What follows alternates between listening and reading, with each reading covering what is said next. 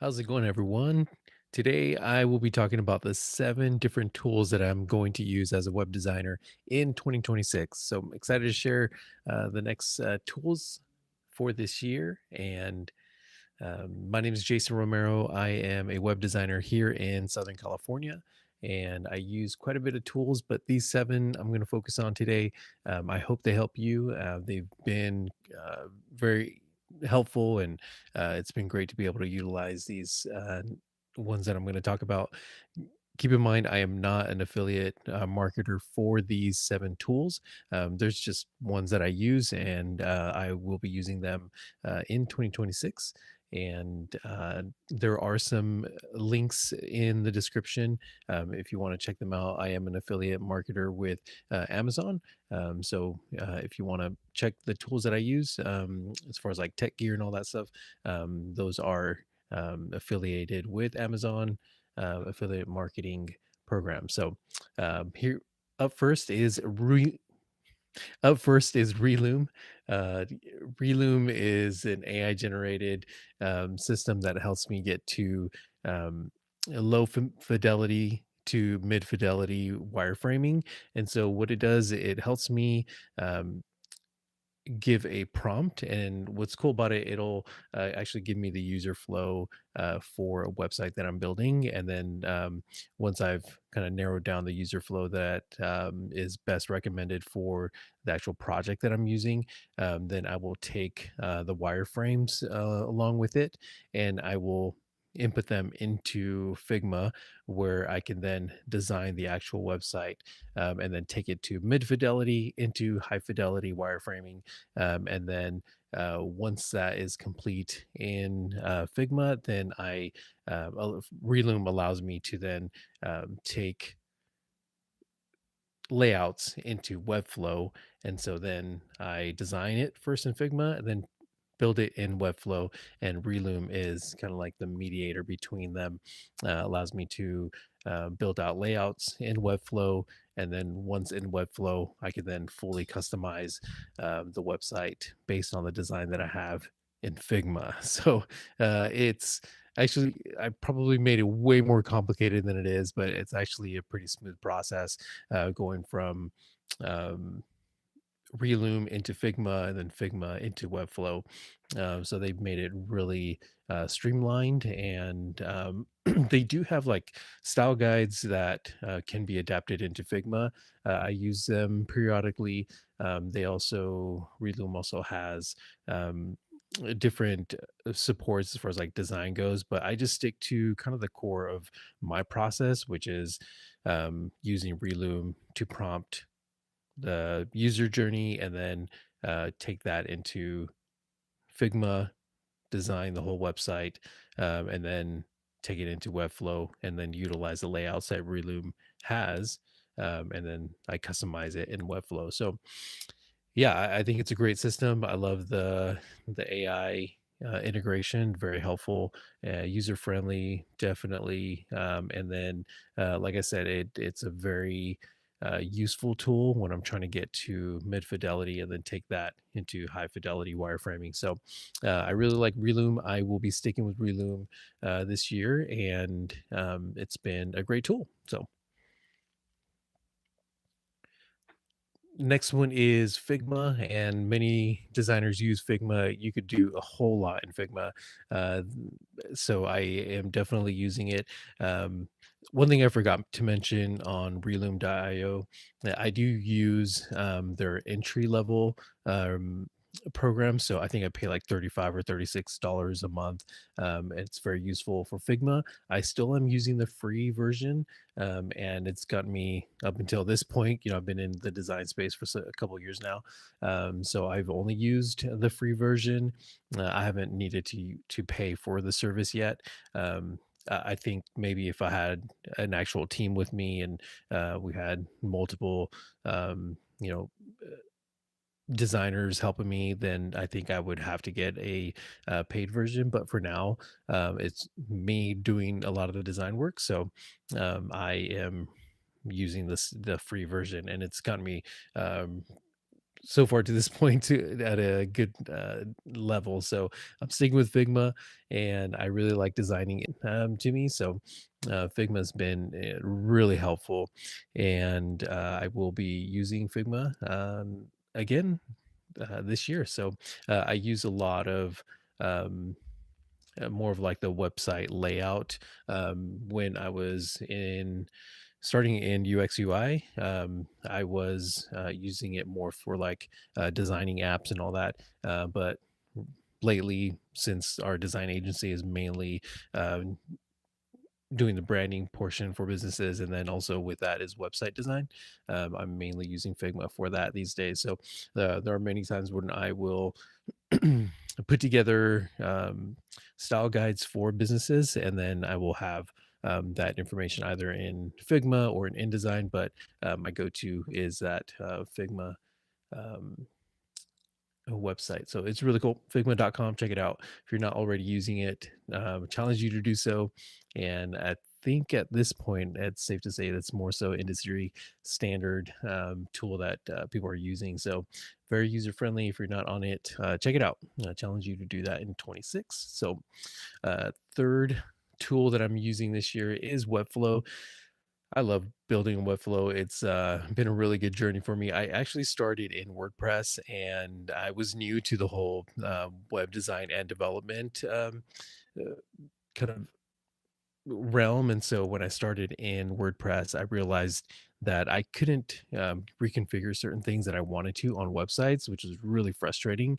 And the reason why I didn't know how is because I didn't know what theme websites were. So I quickly found out that themed websites are frustrating to work with if you're trying to customize and trying to change different things to them. If you're not able to code, at least I'm not a coder, but I just couldn't really design and customize the WordPress theme sites.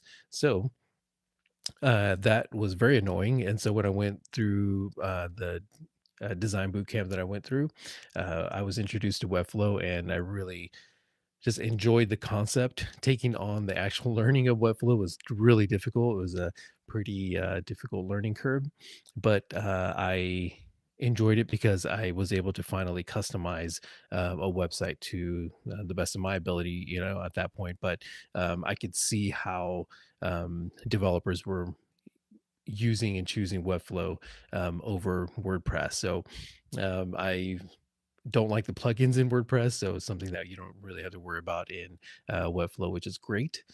So I will be using Webflow, and they do have an AI component to it. And I used it a couple weeks ago on. I was just playing around with it, and I like the concept that it can produce right now. Once I developed using their AI model, I was not able to tailor to my design that I created in Figma that easy. And so I still find that using Reloom is quicker than using the AI uh, ability in Webflow. I'm pretty sure it's going to get way better very soon. But right now, using Webflow's AI is a little frustrating. So I had to redo a lot of just the containers that it had, and just like the all the divs. So I just scratched that project and just actually went back to Reloom and created a f- whole new website project for it. So I think it's awesome that they have it, and I'm sure it's going to be dialed in. But right now, in regards to a couple weeks ago, I did not like it, and but like I said, I think it'll get there. I think it'll definitely be able to be way more helpful than having to rebuild things and then finally get to your intended project. So, however, Webflow is something that I'm using. I know there are other platforms that people build on. I think Webflow. I want to be able to really master Webflow, and again, I really like taking on challenges, and that is one that I'm still wanting to stay on. Obviously, there's multiple ones that people are using, but for me, I'm sticking with Webflow for now, and maybe I'll try something new. Mid 26 or the later portion of 26. So, yeah, that is my take on Webflow, and I am using that in 26. Another tool is the Adobe Suite. Similar to Relume, I am paying for the Webflow, and then I'm also paying for monthly service on Adobe, and I have their Adobe Suite. So I get Illustrator, Photoshop, InDesign, Adobe Express. All of their products are phenomenal and very user friendly, with the ability to get really involved in using the platforms, and it's actually really challenging. And so I always have to do research when I'm trying to like learn something new on one of the Adobe products, and it's definitely a challenge to continue to get better at using these platforms, and they're always evolving and changing and utilizing different things, and bringing in awesome features. So yeah, I still. Am learning a whole lot. So lately, I've been in Illustrator and InDesign quite a bit, and then the Adobe Express is just it's great to be able to just crank out a lot of like more social media content. So I use that a lot. And then since I've been going live on my YouTube channel, I've actually not been in Premiere Pro a lot, so which is pretty nice. So I've been challenging myself just to do lives and not edit, and just let you see who I am and all the ums and ticks and whatever mess ups that I have. I want you to be able to know who I am, and aside from all the editing or the minimal editing that I do. So in Premiere Pro is mainly when I'm editing. I'll use that for YouTube videos, but right now I'm just going live. So you get it raw and real. So that is where I'm at right now. But all things Adobe is amazing. And like I said, I am paying for the service, and I am just trying to get 1% better in my design abilities. And yeah, it's been great. So, fifth tool that I'm using, of course, ChatGPT. And I am definitely using this tool a whole lot. I love the research that it helps me do. It's just phenomenal. I am paying for the service. The first service I believe is like $20 a month, and I have just found this to be such a useful tool when it comes to research, and whether it's design stuff or other random stuff that I find myself just thinking about, and business aspects of things, and just insights on taxes or law, and I just punch it in, and it just cranks out so much information, and I really have been enjoying this tool, and it's been very useful, and it's definitely one that I will be using in 2026. And I am paying for the service, like I said, and it's been very helpful. So I'm going to continue to do that. Um, the next one is Google. And I do pay for the business suite for Google, and I have been doing so for a long period of time now. Even on different platforms that I have, I just utilize some of their products. So I love the Google Docs, the Sheets, Calendar, the forms that you can produce. I just really have enjoyed how user friendly Google is. And I'm actually a school psychologist as well. So I've been doing school psychology work for the last 13 years. And Google Docs, again, being able to implement that in my career field as a school psychologist has been very instrumental.